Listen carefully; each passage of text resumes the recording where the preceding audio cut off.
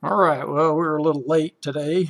Had some things to do, and it was a pretty dead afternoon. We had the market come back, which is fine. We did have a few more sells, PCH and PNW. We'll take a quick look at those. Let's see which ones they were on. PCH, Potlatch. After hours, we are always a little slower. So let's go to PCH. Let's see if that's on here. Yeah, there we go. So you can see where it sold there and came back down. We need to make sure, see if that's on the, it is not on the scan, so we're done with that one. And then PNW.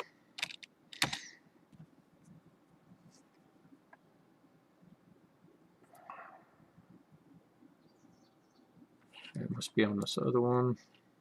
PNW.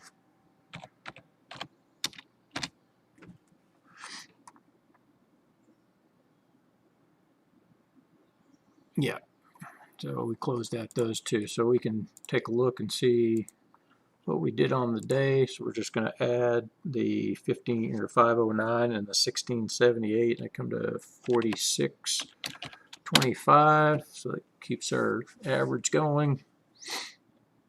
So we got tomorrow for sure. Let's take a look at the mosaic. We can see there's quite a sharp drop, but nothing really changed as far as overall. See, this one's coming down pretty hard, has been for weeks. So you can see we already have our plan in place. We're either going to sell it or we're going to buy it, right? It's a 50-50. But now the spread is basically where we want to buy it versus where we're going to sell it. Okay, we picked this one up, TMP, this afternoon. I don't remember what time it was, but I'm going to make sure we get our lines in there.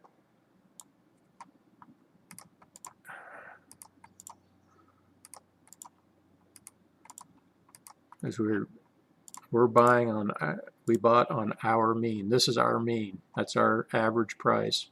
So we make all our decisions off how much we paid for something. The scale depends on the size of your account.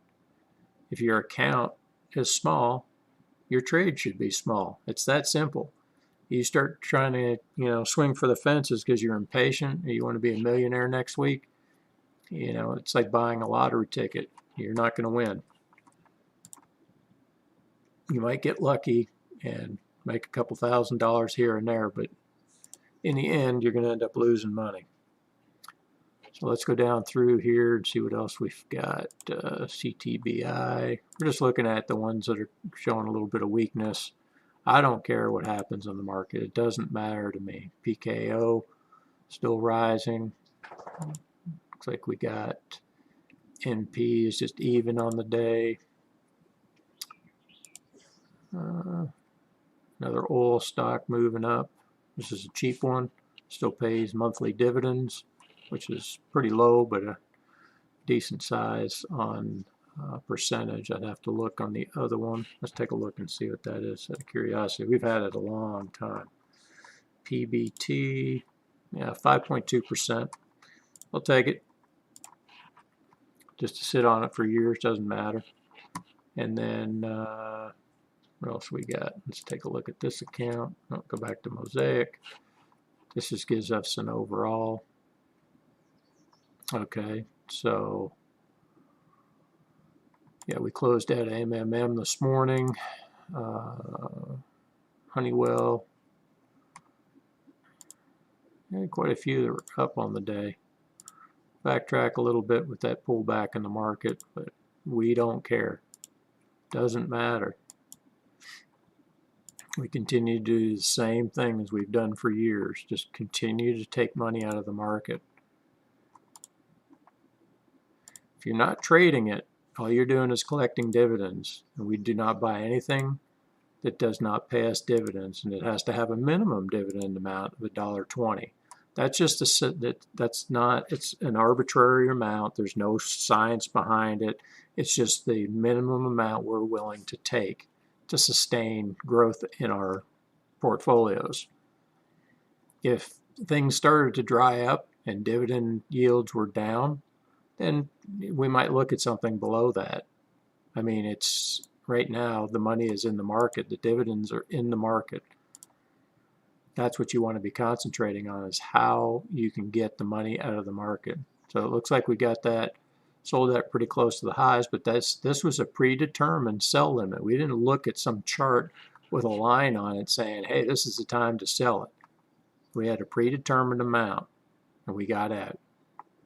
That's what we're after. We're not guessing.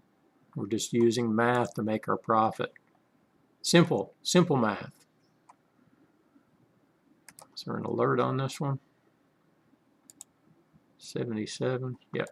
Sometimes they don't show up from chart to chart, but all right, so that's that one. Let's go over to the other one. Go to Mosaic. So we got out of PNW. Okay. Now we're just looking to see. Ooh, that one dropped a lot. 687. All right. 235. 157. We know where our next buy point is. See if we have that alert on there. We already have the buy in, so we've already hit it. STX 148. And TLT continues on down. Righto, EGP. WABC. Yeah, a lot of things came down, just marginal amounts. We're not worried about it. We know where we're going to make our next buy. It's important that you know where you're going to make your next buys. Once you understand the system, book should be coming out, or the ebook should be coming out middle of this week, towards the weekend. We'll see after, we got to review it and everything else. It's supposedly going to be done maybe Wednesday or Thursday, and we get a copy of it. We'll go through it, make sure there's no mistakes, there's nothing misleading. It's very transparent. We hadn't made a decision where we're going to sell it, either on Amazon or whatever, but it's going to be an interesting book and an eye-opener for a lot of people. But yep, so we know where we stand on our earnings so far. We've pulled down trading profits at 319 and 259.63. We'll see what tomorrow brings us. But this is going to be a short one. I got a bunch of stuff to do. Got to get on the bike. One thing I would pay attention to, which I'm watching very closely, is we're having a real slide on the cryptocurrencies. So this is a perfect time to be getting in. You need to be doing fractional buying. Do not buy full Bitcoins. Well, most people can't afford it anyways. 57,000, it's at 54.8 and it's dropping pretty quick. I'm expecting all of the cryptocurrencies to come down now. And see, we're at 1273 on Bitcoin Cash. It's dropped hard.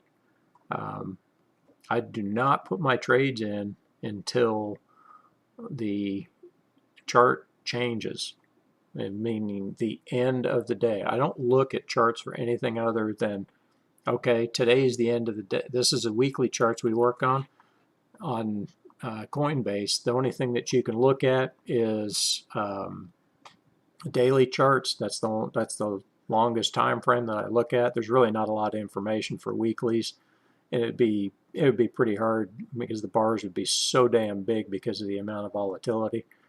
But I don't make decisions off of that. I just use simple math, and I have specific reasons for the reasons why I trade the way I do. You can pick up on it if you just follow. You're not going to learn it by me telling it to you. You've got to examine it, think for yourself. I'm not going to tell people what to buy or when to buy it. If you want to follow my trades, you're more than welcome to, but don't blame me if things go wrong. But as you can see, I don't lose money in the market because I have a trading plan. and I understand math. It's simple, okay, straightforward. I don't make mistakes. Well, I make mistakes, but they're far and few between. So, yeah, looks like it's going to be a pretty volatile overnight session for the cryptocurrencies, and we'll see what happens in the morning because something sparked off something. We'll see.